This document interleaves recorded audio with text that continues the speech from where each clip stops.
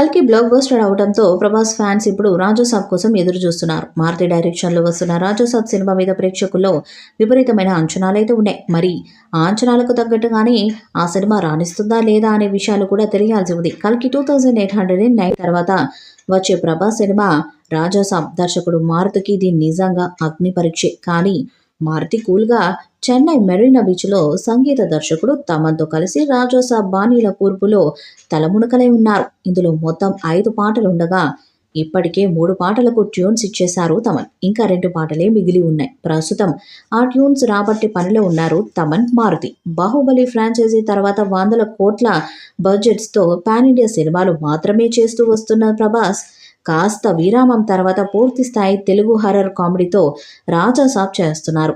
ఈ సినిమాను తొలుత వచ్చే సంక్రాంతికి విడుదల చేయనున్నారు. కానీ ఇంకా తీయాల్సిన షూటింగ్ చాలా ఉండటంతో వచ్చేడాది సమ్మర్లో విడుదల చేయడానికి మేకా సన్నాహాలు చేస్తున్నారు.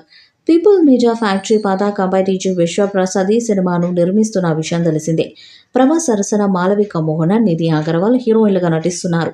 ఈ ఏడాది సంక్రాంతికి ప్రభాస్ లుంకి కట్టి నడిచి వస్తున్నట్టు మాస్ పోస్టర్ని విడుదల చేశారు. దానికి మంచి రెస్పాన్స్ వచ్చింది. త్వరలోనే ప్రభాస్ రాజాసాబ్ నుండి ఓ మంచి గ్లిమ్స్ను రిలీజ్ చేసి సినిమాపై బజ్ను తీసుకురావాలని మేకర్స్ ప్లాన్ చేస్తున్నారు. త్వరలోనే దీనిపై అధికారిక ప్రకటన కూడా రానుంది. 2025 సంక్రాంతికి సినిమా రిలీజ్ అయ్యే అవకాశాలు ఉన్నాయి. అలాగే త్వరలోనే మొదటి పాట వచ్చే అవకాశం ఉంది. ఈ movie title and first look పోస్టర్ని రిలీజ్ చేసి వింటేజ్ డార్లింగ్ని ఫ్యాన్స్కి పరిచయం చేశారు. దీంతో ఈ మూవీ అభిమానుల్లో మంచి అంచనాలను క్రియేట్ చేశాయి. ఇక ఆ అప్డేట్ తర్వాత మళ్ళీ మరో అప్డేట్ లేదు. తాజాగా ఈ మూవీ నుంచి ఓ క్రేజీ అప్డేట్ని ఇవ్వడం కోసం మేకర్స్ ప్లాన్ చేస్తున్నారట.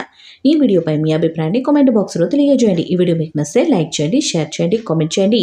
మరిన్ని అప్డేట్స్ కోసం మన ఛానల్ని సబ్స్క్రైబ్ చేయండి. అలాగే నోటిఫికేషన్స్ కోసం పక్కనే ఉన్న గంట సింబల్ని గట్టిగా కొట్టండి.